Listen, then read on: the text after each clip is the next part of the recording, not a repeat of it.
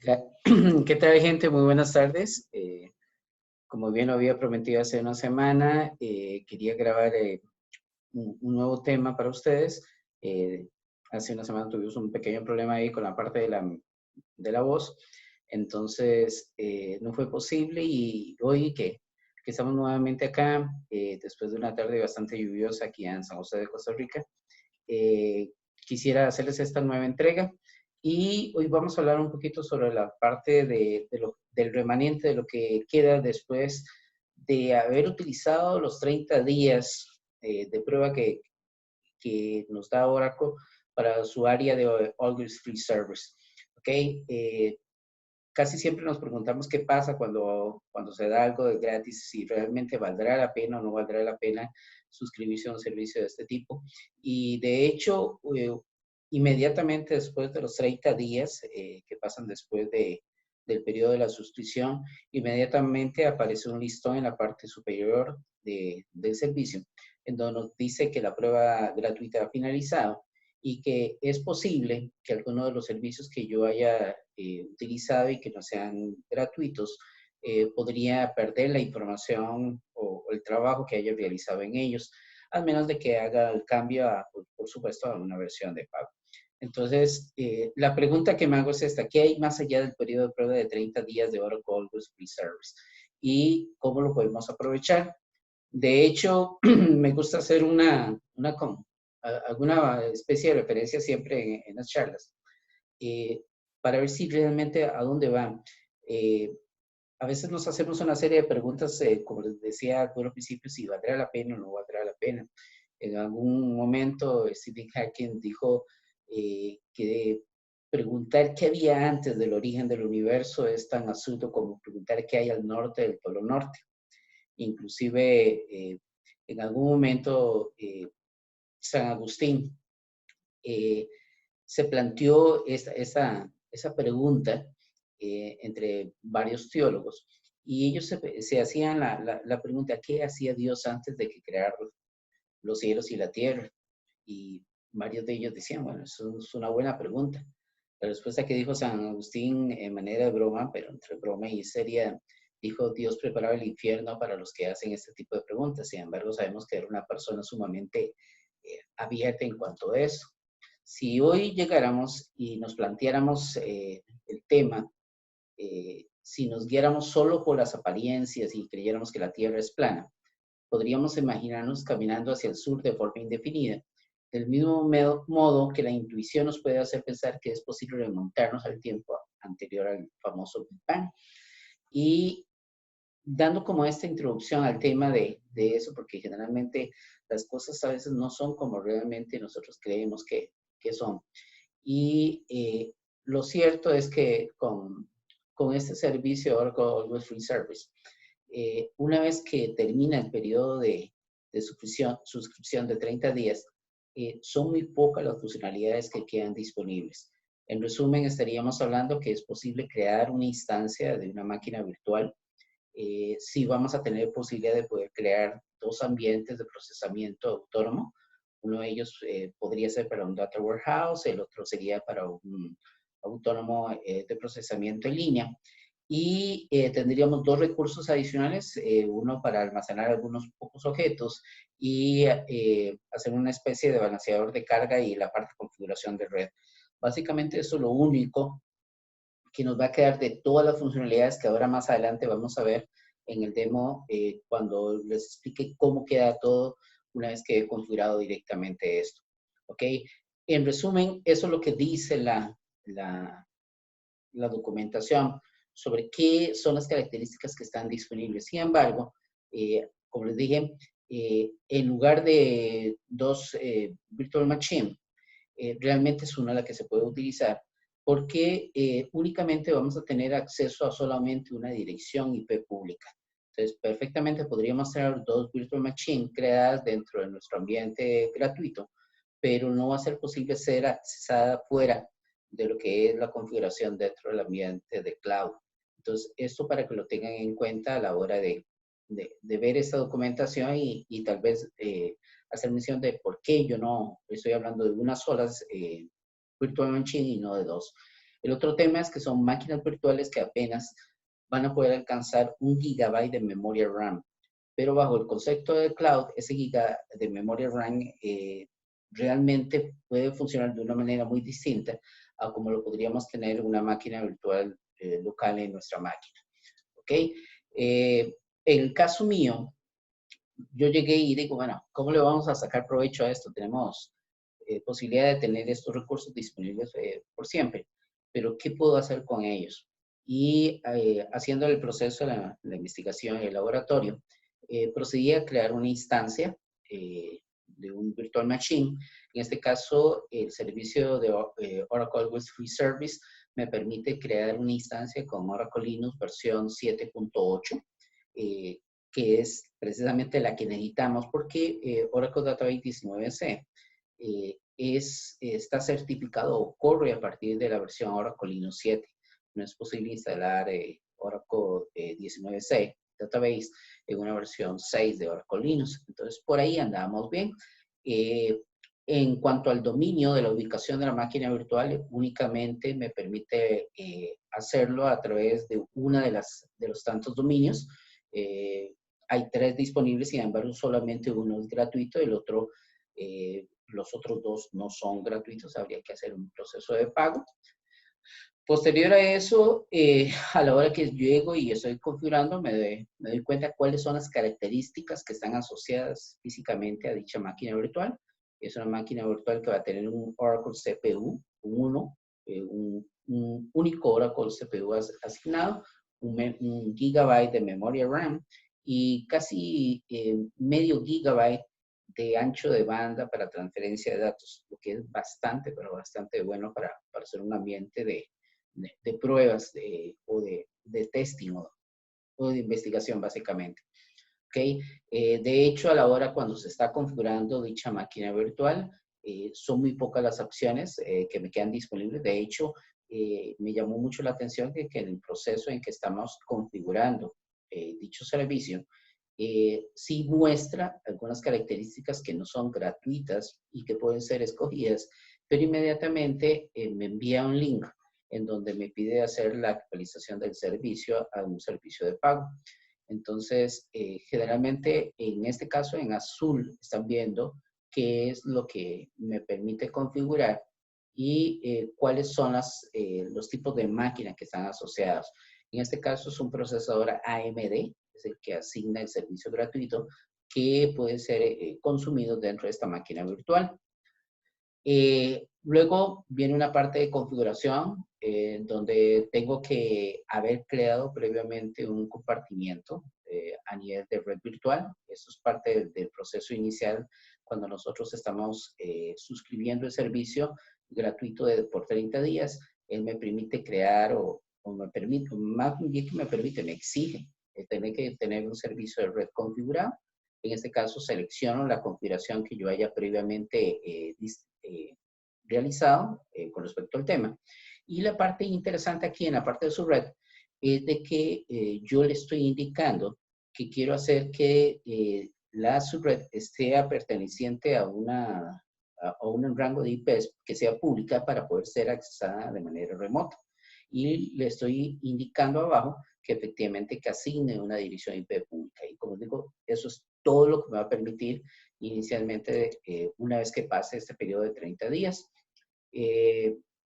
Luego simplemente puedo configurar esa máquina dentro de un entorno. De hecho, cuando intento crear otra IP para asignarla a un servicio, me aparece un mensaje en la parte inferior de la ventanita indicándome que he excedido el límite de IPs reservadas para poder ser utilizada de manera pública. Entonces, como digo, el máximo podemos tener una sola dirección pública asignada a mi servicio.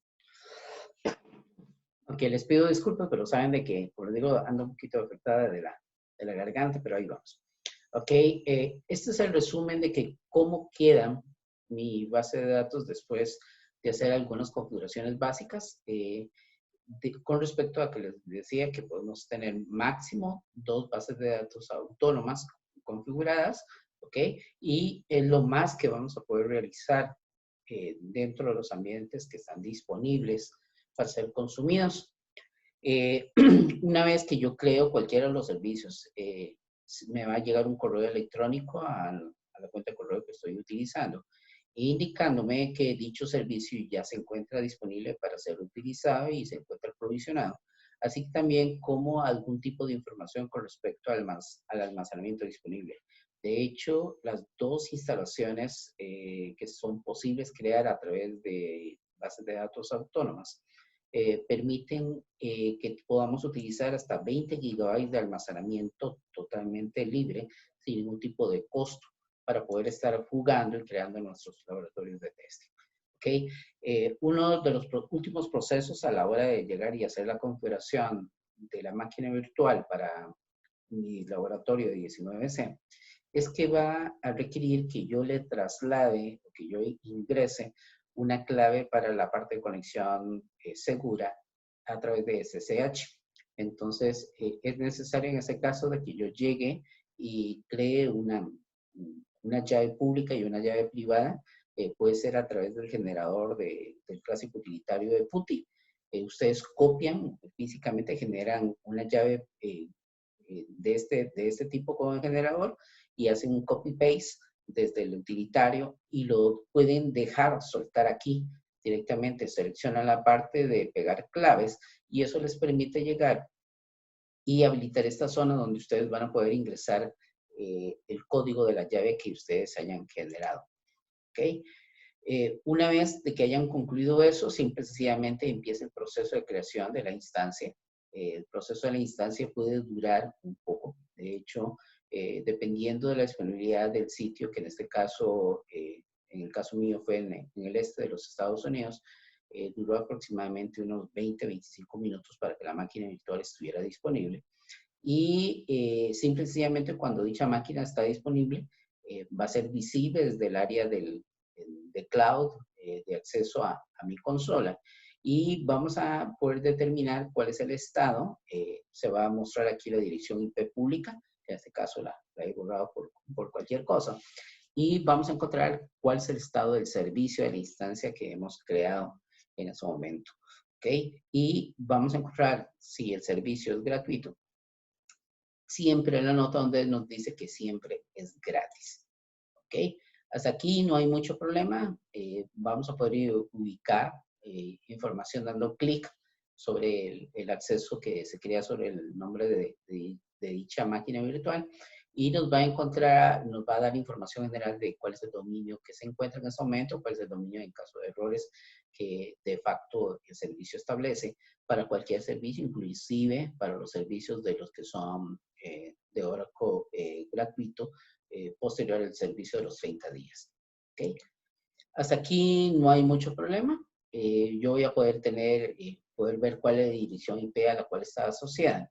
Y luego podría conectarme sin ningún problema a dicha instancia de forma remota utilizando PuTTY y el modo de login a través de la llave virtual, de la llave privada, perdón, y pública. Entonces, yo les voy a explicar más adelante la diferencia en el acceso a estas máquinas virtuales es de que se utiliza el usuario OPC para poderse conectar directamente hacia lo que es el servicio de instancia. Inicialmente, OPC es un usuario que tiene los privilegios de hacer el sudo al usuario root, ¿ok?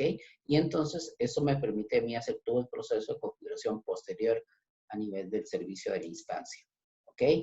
Entonces, de hecho, también crea una dirección IP privada que la genera de manera automática y que puede servir para poder conectar servicios internos de lo que es el servicio de Oracle Cloud. ¿Ok? Entonces, una vez que tengamos la máquina corriendo, es muy sencillo. Yo llego, puedo agarrar un PuTTY y a través del PuTTY voy a crear una nueva sesión, coloco mi dirección IP, le voy a decir que es un tipo de conexión SSH y luego en la parte de atributos a nivel de conexión y dentro del submenú de SSH, en la parte de autorización, yo voy a poder llegar y escoger la creación, el archivo que he guardado con la llave privada. ¿Ok? y que ha sido como parte del proceso de configuración inicial cuando hice el copy-paste dentro de la configuración de la misma. Y una vez que haya hecho eso, me va a poder permitir conectarme a través de PuTTY directamente hacia con un servicio de terminal común y corriente.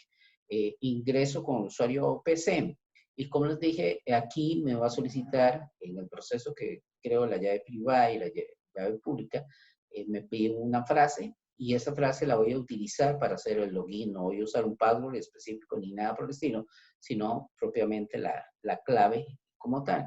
Y una vez ahí adentro, yo podré ya verificar cómo quedó la configuración. De hecho, ahí tienen en pantalla cómo queda la distribución de cada una de las distintas áreas de almacenamiento de dicha máquina virtual. En total son 20 gigas de espacio lo que tiene la máquina virtual. Y nos daría suficiente para poder hacer todo lo que es el proceso de transferir un archivo, en este caso el archivo de instalación del motor de base de datos, y crear una basecita de datos con algunas configuraciones especiales ahí para una prueba. ¿Ok? Como digo, a través de un sudo, utilizando el usuario OPC, me puedo conectar con privilegios de superusuario a nivel del Oracle Linux. Y a partir de aquí, podemos hacer configuraciones básicas. La máquina virtual tiene conexión y navegación a Internet, lo cual me permite, en este caso, poder hacer instalación de software descargándolo desde algunos de los repositorios a los cuales Oracle tiene disponible. Como ven en la pantalla, intenté hacer un SUA al usuario Oracle y me dice que el usuario Oracle como tal no existe. Y partiendo de ahí procedí a llegar y a instalar los paquetes que se encuentran en el repositorio que hace alusión a cada una de las distintas versiones. Y en este caso los paquetes RDBM son los que en forma automática configuran todos los parámetros a nivel de sistema y para permitir que el usuario Oracle pueda trabajar sin ningún problema y pueda configurar e instalar el motor de la base de datos. Entonces, en este caso, a través del sudo, le dije que instalara la paquetería RDBMS. Y posterior a esto, sencillamente me va a mostrar cuáles son los archivos que va a instalar. De hecho, no existe, bueno, sí existen unos RDMS especiales para 19C, pero sin embargo, en este caso, al utilizar los servicios en línea que hay, instalé la paquetería para lo que es la versión 11 y 12C, que son 100% compatibles con la configuración de la versión 19C. Y él se va a encargar de hacer la instalación de todos los paquetes de dependencias que son requeridos para hacer ese proceso de instalación. Esto es sumamente rápido, dura aproximadamente unos 5 minutos en bajar y hacer la instalación y configuración de dichos servicios. Posterior a eso, nos va a dar un mensaje, nos va a indicar que ya los RDMS, que son los paquetes de configuración de la base de datos, ya han sido instalados, así como sus respectivas dependencias. Posterior, nuevamente, va a ser necesario llegar y empezar ya los procesos de configuración. En este caso, a través intenté hacer la instalación de forma directa del paquete de base de datos. Sin embargo, no logré hacer el proceso de instalación disponible directamente en línea. De hecho, cuando intenté hacer el install del paquete de base de datos, me dijo que dicho paquete no se encontraba disponible dentro del repositorio.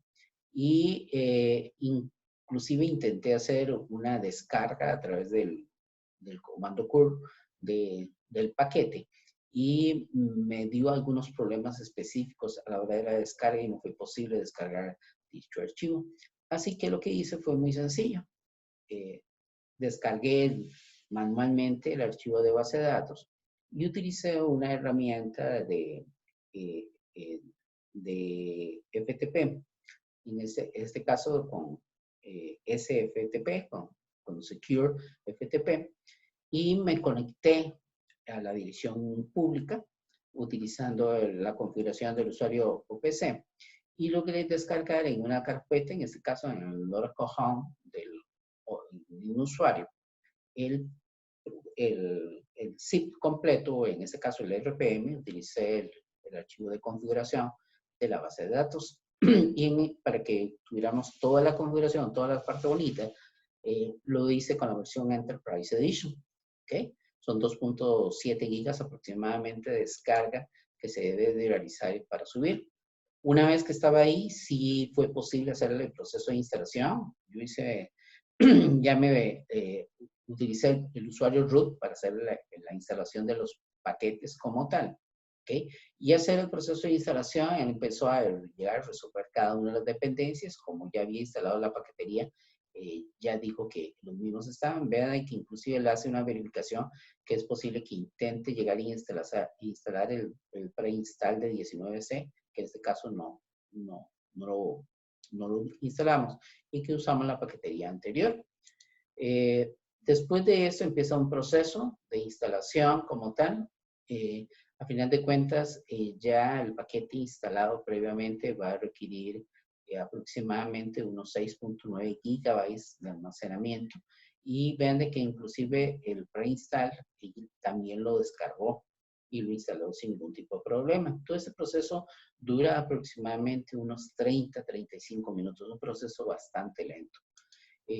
Una vez que está eso instalado, es necesario, en este caso como lo estamos haciendo con el RPM y no requiere un proceso de personalización, es necesario llegar y configurar lo que es la instancia de la base de datos.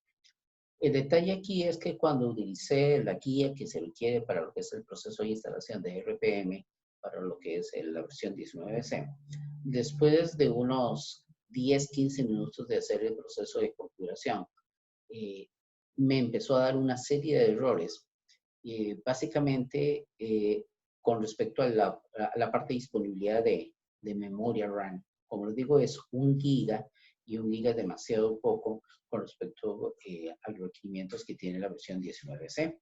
De hecho, después, eso fue un poquito antes, como ven en la imagen, antes del 8% del proceso completado, dejé que continuara corriendo y sin embargo ya después del 36% los problemas se agudizaron bastante y empezaron a aparecer muchos problemas o errores en el proceso de configuración.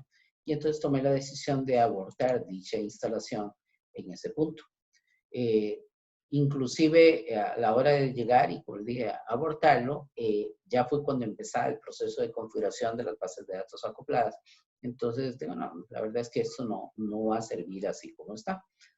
En el momento de llegar y terminar la sesión, lo primero que hice fue borrar toda la información que se había creado a partir de la configuración del contenedor de base de datos. Cuando yo corro ese configurador, generalmente lo que él me permite definir en el proceso de configuración es crear un contenedor de base de datos con una base de datos acoplada para poder ser utilizada. Entonces, en este caso, lo que hice, como dije, primero que todo fue llegar y verificar si había algún proceso corriendo y efectivamente el contenedor de base de datos ya estaba disponible a pesar de los errores de memoria que se habían generado. Entonces, como les dije, procedí primero que todo a verificar cuál era la ubicación. El proceso de configuración sí había tocado el archivo etc ORATAP, lo había modificado y había ingresado a la línea asociada a lo que era el servicio que estaba configurando, que era el ORCLCDB, que es el valor de facto para una instancia a través del paquete RPM. Y entonces, basándome en la lista, procedí, como les dije, a llegar y a borrar directamente todo. En este caso, al llegar y a revisar la configuración de la instancia del listener, el listener estaba arriba. Y digo, sí, el listener está arriba, pero no me va a servir con lo que ya he creado previamente. Entonces, lo que hice fue lo siguiente. Inicialmente, lo que hice fue llegar y cambiar la configuración. Este archivo que está aquí, voy a retrasar un poquito. El ORATAP. Ingresé una nueva línea, borré toda la información de referencia que había con respecto a ORCLDB y cambié el valor de ORCLDB por CDB1 y volví a levantar el servicio de listener haciendo alusión para que entendieran que íbamos a crear una configuración nueva a nivel de base de datos. Y una vez que levanté, o sea, que hice esa configuración, voy a irme para atrás un poquito, hice un archivo básico con los parámetros de configuración de una instancia de base de datos, 4 o 5 parámetros básicamente a nivel de configuración. Y posterior a eso, llegué y levanté la instancia, monté la instancia, y una vez que la monté, hice de manera manual o creé de manera manual la base de datos. ¿Ok? Ese es el archivo básico de configuración para lo que es crear una base de datos de contenedor en una versión 19C a través de la sentencia Create Database CDB1. Definí el usuario, el password, que en este caso estoy indicando que el usuario System van a tener el password de facto de Oracle, la cantidad máxima de log files que van a ver y de miembros que puede tener cada grupo de log, y los tamaños para los log files, cuál iba a ser el table space temporal, el table space undo, y indicándole al puro final que iba a quedar habilitado para que dicha instancia de contenedor tuviera habilitado las bases de datos acopladas. Una vez que pasamos por esta fase, llegué y verifiqué que el contenedor estuviera bien, se creó sin ningún tipo de problema. Verifiqué cuál era el SGA creado. Vean de que la instancia manualmente creada en ese momento yo la hice de 318 megas, porque es todo lo que puedo crear con 1 giga, partiendo de que no me pase del 40% aproximadamente de la memoria disponible. Y manualmente también determiné a ver si la semilla, que es la plantilla para la creación de las bases de datos acopladas, se había creado sin ningún tipo de problema, y como ven, la misma estaba disponible para lectura y escritura. ¿Okay? Algo que me extrañó porque generalmente están solamente para lectura dicha instancia. Posterior a eso, hay que correr manualmente la creación de los catálogos para cada uno de los contenedores. ¿Okay? Aquí no hubo ningún problema en el proceso de configuración, todo corrió sin ningún problema. Duró su tiempo, eso sí. La creación manual aproximadamente tomó unos 45 a 50 minutos el hacer la ejecución. Como les dije, hay que darle tiempo, hay que tener mucha paciencia para el proceso de configuración, pero la verdad es que vale la pena. El proceso termina sin ningún tipo de problema. Luego verifiqué cuáles eran los parámetros que había configurado a nivel de la base de datos para las áreas de creación de archivos y demás. Y a partir de eso, procedí a lo que fue la parte de creación de la base de datos acoplada partiendo de la semilla. Y en ese momento me encontré con un problema, me dio un error y me dijo que no era posible crear la base de datos acoplada a partir de la plantilla previamente. Investigando un poquito y haciendo el proceso para verificar qué era lo que había pasado, me encontré una nota donde indicaba que manualmente cuando se crea una instancia de contenedor de base de datos podría suceder un error de este tipo y que era necesario reiniciar la instancia de la base de datos. En este caso, reinicié la base de datos, nuevamente lo hice a través de una Stella Force, para hacerlo más rápido, hacer un shutdown y reiniciarla nuevamente. Y a partir de eso volví a ejecutar el comando para creación de base de datos acoplada y la misma no tuvo ningún inconveniente a la hora de la ejecución.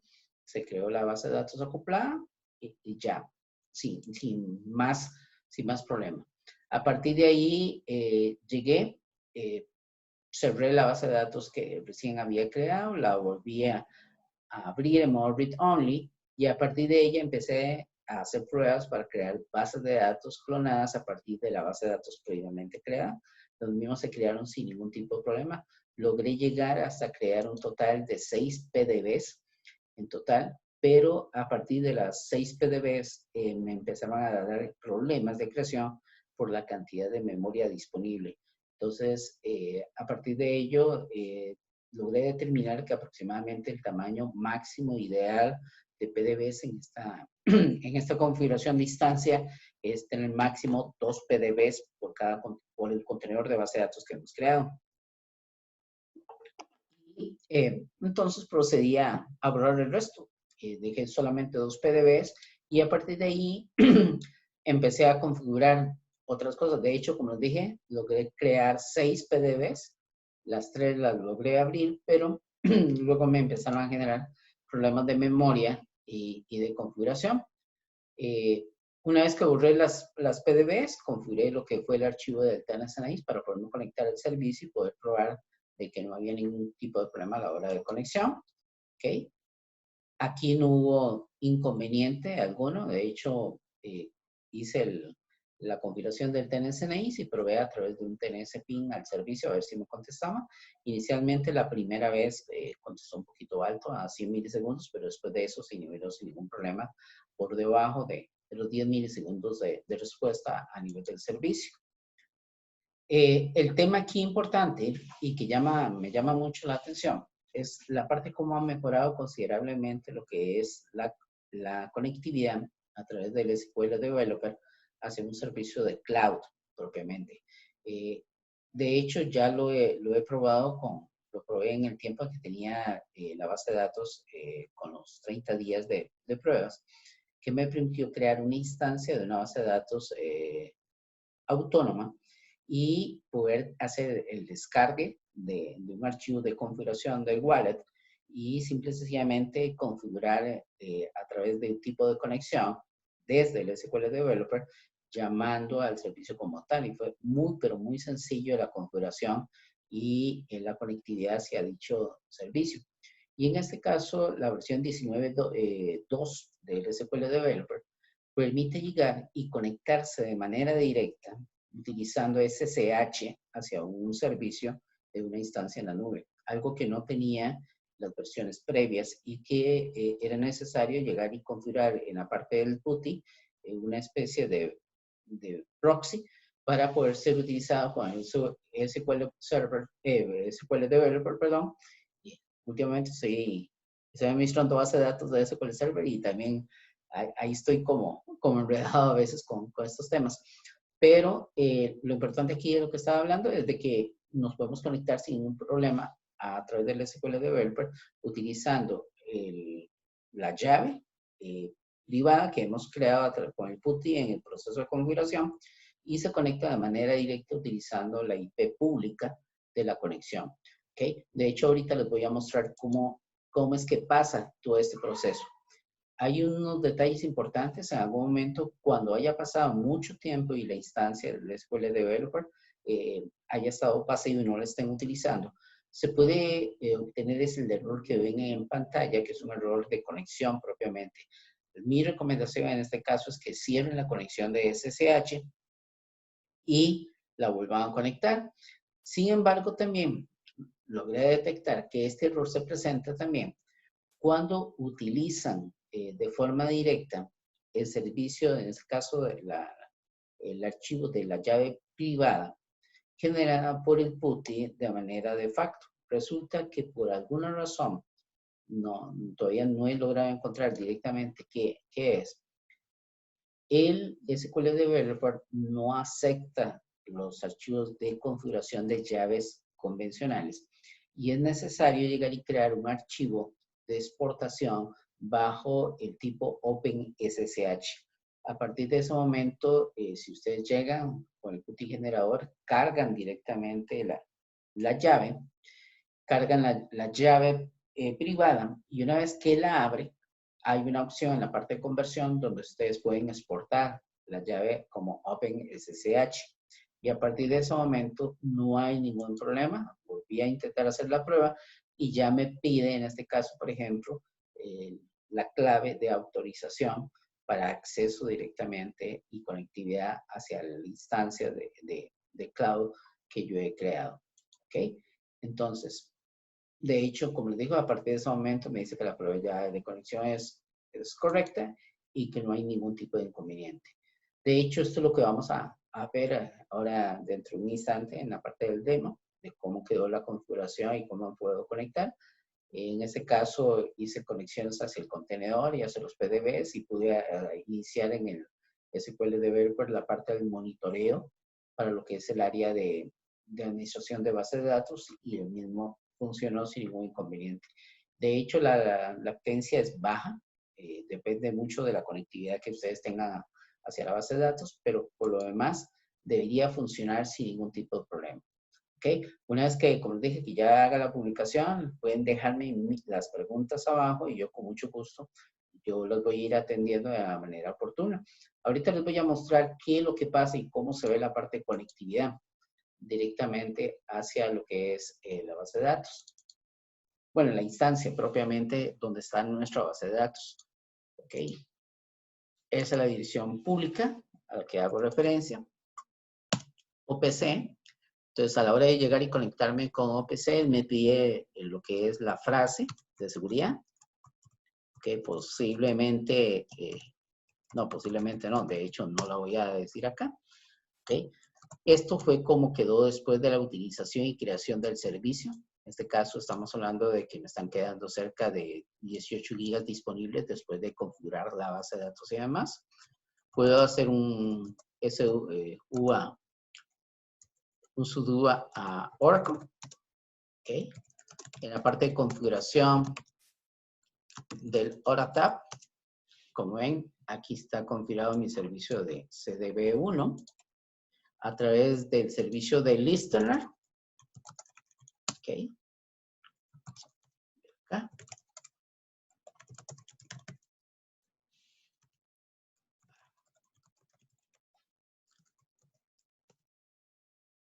Perdón. Por supuesto, no he configurado las variables de ambiente a través del punto .ora environment. Okay. Es necesario para poder tener acceso. En este caso, ya tengo corriendo, vean, la ventaja es que la máquina la he mantenido encendida. Tiene 10 días de estar arriba desde el proceso de creación. En este caso, vemos aquí el servicio de lo que es el contenedor de base de datos y vemos los servicios de los PDBs. De hecho, ayer me puse a jugar un rato para crear un servicio adicional para el servicio de uno de los PDBs, que luego les voy a explicar cómo es que se hace también eso para hacerlo un poquito más entendible. ¿Ok? Me puedo conectar sin ningún problema internamente aquí a la base de datos, utilizando la parte de usuario. Vean mi SGA, como les dije, de 318 megas. Y estos son los PDBs que tengo en este momento configurado, PDB1 y PDB2. El PDB2 lo tengo ahorita montado, no lo tengo disponible. Vamos a abrirlo. Alter Program Database, PDB2, le digo Open. Ok.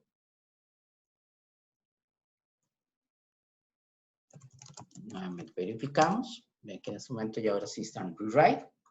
Puedo conectarme sin ningún problema al servicio PDB1, usuario, famoso usuario HR, ¿verdad?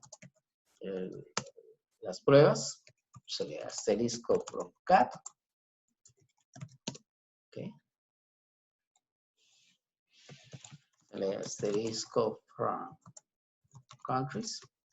Estamos haciendo consultas a través de PuTTY directamente en una de las instancias. Entonces, vean que es un ambiente 100% funcional. Voy a mostrarles la parte de conectividad a través del SQL Developer. Permítanme un segundito nada más acá para abrirlo. Ok. Como dije, estoy utilizando la versión 19.2, que fue la que descargué. La última que he descargado. Y como dije, tiene cambios importantes a la hora de lo que es la parte de conectividad que realmente me han gustado bastante. Sobre todo, como les digo, la forma sencilla y fácil con la cual a través de uno de los servicios que yo define de cloud, me permite bajar un archivo con toda la configuración y básicamente lo único que tengo que dar es el password del usuario a nivel de la base de datos para poderme conectar. Entonces eso hace mucho más sencillo todo este proceso de conectividad hacia una base de datos de nube. ¿Ok? Vamos a abrir acá. En esta parte, como les digo, yo puedo llegar y tener, aquí no aparece directamente cuando yo abro el SQL Developer. Una de las cosas que yo creo que sería bueno que apareciera de facto es la parte de la configuración de las conexiones SSH. Las mismas están en la parte de del menú en Ver y hay una opción que se llama SSH. Y como ven, aquí es donde está mi configuración creada en este momento. Las características hacen referencia, en este caso, a un nivel interno. ¿Okay? Tengo dos conexiones. ¿Okay? Una conexión cloud que inicialmente estaba probando para ver si lo podíamos hacer con proxy. No, realmente no sirvió. Aquí estamos hacia la conexión de la dirección IP que se me fue asignada en el servicio. Estoy conectándome con usuario OPC a nivel de sistema operativo y usando el archivo de configuración de OpenSSH, como les dije que hice en el proceso de conversión. No es necesario establecer primero la conexión a través de SSH. Directamente yo puedo hacerlo a través de una conexión como si fuera una base de datos normal y corriente. Okay. Estoy dando mi clave y él lo que va a hacer es que va a llegar y a la hora de intentar conectarse, cuando logre hacer la instalación, establecer la conexión, me va a pedir cuál es la frase que he configurado para poder hacer la conexión a través de SSH hacia la base de datos. ¿Ok? Como les dije, depende mucho en este caso la latencia. Recuerden que no es, depende del internet que ustedes tengan. Y también tomar en consideración que el servicio como tal es un servicio hasta 1 GB de memoria RAM. Entonces, podría tardar un poquito más todo lo que es el proceso de carga. Sin embargo, vean que aquí fue bastante rápido. ¿Okay? Aquí ya una vez conectado, podemos ingresar a hacer la parte de navegación. Aquí tenemos todos los usuarios en el PDB-1 propiamente. Aquí está HR. Aquí estoy cargando las tablas del esquema HR. Tenemos la tabla de empleados. ¿Okay? Ahí estamos cargando toda la información de metadata de dicha tabla. ¿Ok? Digamos, para un servicio que es gratuito y que está en la red, posiblemente yo me puedo esperar este tiempo sin ningún tipo de inconveniente. Podemos irnos a la parte de datos. ¿Ok? Ahí están todos los datos. Vean que de esa tabla, que es pequeñita, pero logró traer. Igual desde acá, yo podría llegar y hacer una consulta directamente a alguna de las tablas. ¿Okay? Y vamos a ver, y aquí empezaron los abejones de mayo, el primer abejón de mayo que veo por este lado. Hoy empezaron las lluvias y empezaron los abejones. ¿Okay? Ahí está la consulta directamente a la tabla. Entonces, la verdad es que sí, es bastante rápido. No, yo no le veo mucho inconveniente para lo que es la parte de utilización del servicio. Y lo más importante es que es un servicio gratuito. ¿Okay? Y en este caso, el servicio que, como les digo, va a estar disponible 24/7, es totalmente gratis y lo pueden utilizar para, ya sea para pruebas, para el proceso de aprendizaje del lenguaje de programación, en fin, para lo que ustedes quieran. ¿Ok? Entonces, como les digo, ahí les queda el video de que es posible hacer este proceso de configuración. Posiblemente voy a poderles compartir a través del blog toda la parte de código fuente de lo que es el proceso de configuración, paso por paso de esto, para que lo puedan tomar como referencia, pero a partir de este video yo creo que perfectamente pueden montarse sobre él y hacer el proceso de configuración. Entonces, como les dije, la pregunta que nos hacíamos al puro principio es si vale la pena, o sea, ¿qué hay después de 30 días del servicio de Oracle Always Free Service? Y la verdad es que hay mucho todavía por probar. Me hace falta enseñarles. Vamos a abrir aquí una sesión. ¿Ok? Y así es como se ve mi servicio de cloud. Pues igual que cualquiera de los otros servicios de infraestructura de Oracle de paga. La única diferencia es, como les digo, que a la hora de ingresar van a ver aquellos servicios que tienen ya disponibles y los cuales no. Aquí están las advertencias con respecto a lo que es cambio de versiones. A la hora que ingresen en cada uno de los servicios van a ver que la mayoría de los servicios se encuentran apagados, no están disponibles. Aquí en la parte de instancias es donde yo definí y configuré el servicio que acabamos de ver, en este caso. ¿Okay? Aquí está el servicio de la instancia, como les digo, que está montado sobre una dirección IP física, pública y la cual puedo accesar sin ningún tipo de problema y que tiene la información ahorita de lo que estamos hablando. Y también tenemos almacenes de bases de datos autónoma. En este caso, yo ya he configurado dos servicios. Que una de las características que tiene Oracle es que los servicios de base de datos, cuando ustedes los dejan de utilizar por cierto tiempo, automáticamente él los detiene, no los deja arriba. Hay que estarlos reutilizando una y otra vez para poder llegar y poderlos utilizar. ¿Okay? En este caso, el servicio se encuentra detenido. Vamos a ingresar a él. ¿Okay? Esa es la información básica que tiene, es un Oracle CPU. El almacenamiento sí es bastante poco, como digo, son 20 gigas, lo único que vamos a tener disponibles para poder utilizar acá. Y es un servicio que se muestra como siempre gratis. ¿Okay? Vamos a iniciarlo nada más para que lo puedan ver. Dentro de la parte de servicios que tenemos en el Oracle Database Autónomo, es que internamente tiene un conjunto de herramientas para poder trabajar. De hecho, tiene una versión del SQL Developer tipo web. Entonces, el tema es que, como les dije, solamente hay una dirección pública. Entonces, ¿cómo me conecto a las bases de datos autónomos para hacer algo? En este caso, como les digo, tiene su herramienta de SQL Developer en línea y con ella nos vamos a poder pegar a las bases de datos autónomas sin ningún tipo de inconveniente. Vamos a esperar que inicie el proceso. El único detalle que sí he encontrado es que el servicio del SQL Developer Web de vez en cuando falla en el proceso de inicialización, ¿ok?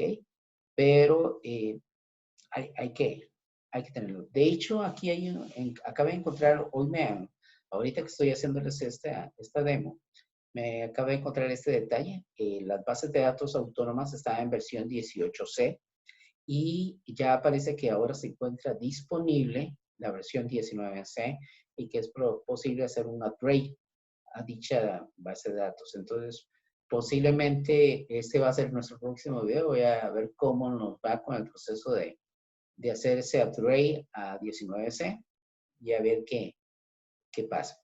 ¿Ok? Aquí el servicio sigue iniciando. Vamos a ver cuánto dura generalmente. Yo he notado que dura entre unos 2 a 3 minutos. Ya está disponible, como les digo. Pero acá.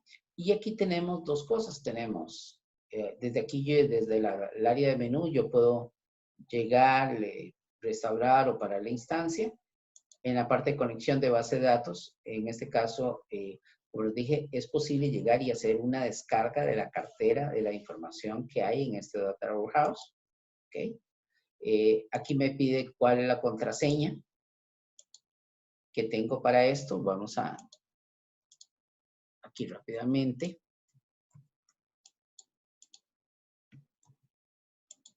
Vamos a descargar el wallet que está asociado a esta contraseña. Y vamos a irnos al SQL Developer. Voy a decir que voy a crear una nueva conexión. ¿Ok? Digo, conexión base de datos autónoma. ¿Ok? Y la diferencia es que aquí, en este caso, yo le puedo decir en el tipo de conexión que sea a través de una cartera cloud. ¿Ok? Y entonces él me va a llegar y me va a solicitar, en este caso, que le diga en dónde es que está dicha cartera. ¿Ok? Vamos a ver. Agarramos el archivo zip, así como lo descargamos propiamente, y le digo abrir. Y él tiene aquí 3 maneras en cómo conectarnos. Luego vamos a hablar de los tipos de servicio que hay a través de una base de datos autónoma. En este caso vamos a utilizar el de alto. Y vamos con el usuario. Aquí el detalle es que las bases de datos autónomas no se puede conectar uno con usuario sys o system. Únicamente se puede usar un usuario que se llama admin. ¿Ok? Y el password que estamos utilizando, en este caso, es el mismo que he creado para esto. Estamos probando la conectividad. Vean que resultó correcto. ¿Ok? Y podemos guardarla y conectarme. Vamos a probar esta conexión. ¿Ok? Nuevamente pide el password con el usuario admin.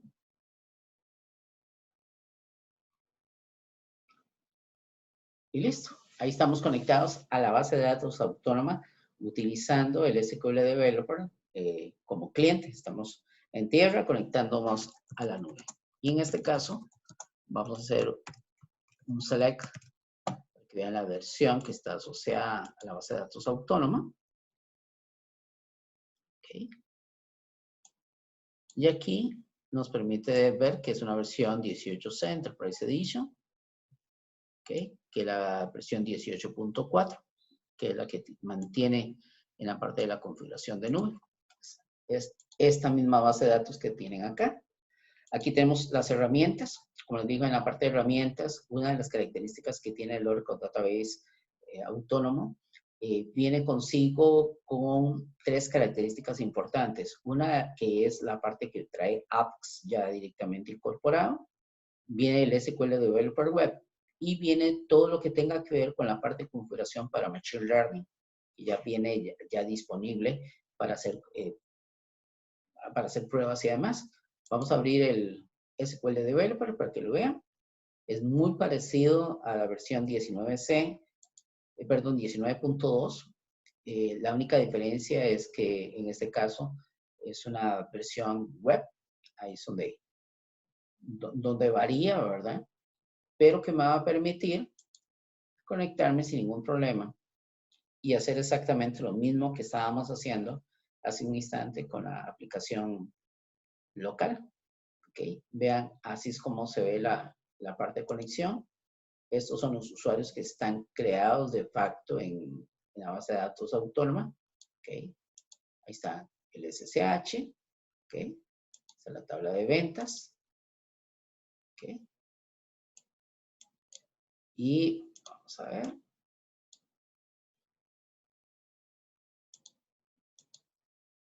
¿Okay? Vean qué interesante, eso es una posibilidad muy bonita.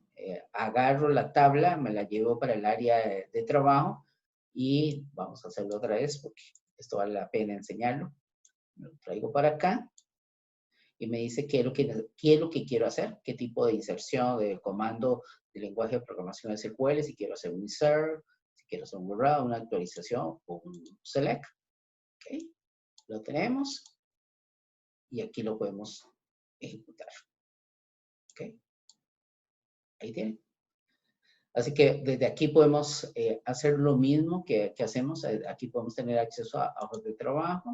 ¿Okay? Este es el navegador a nivel de objetos. ¿Okay? Hay algunas cosas que tiene que no, poquitas. Aquí podemos ver el plan de ejecución de dicho sentencia SQL. ¿Okay? Y podemos guardar esta información. Me permite guardar con un nombre lo que estoy haciendo, queda guardado ahí en la parte de nube. Y podemos también crear un modelador de datos. ¿Okay? Podríamos llegar y juntar todo esto que está acá. Llevámoslo por acá. Vamos a ver. Ok, listo. Vean, aquí tenemos el diagrama. Vamos a ver si lo podemos ordenar un poquito. Vamos a traerlo por acá. Okay. Vamos acomodándolo.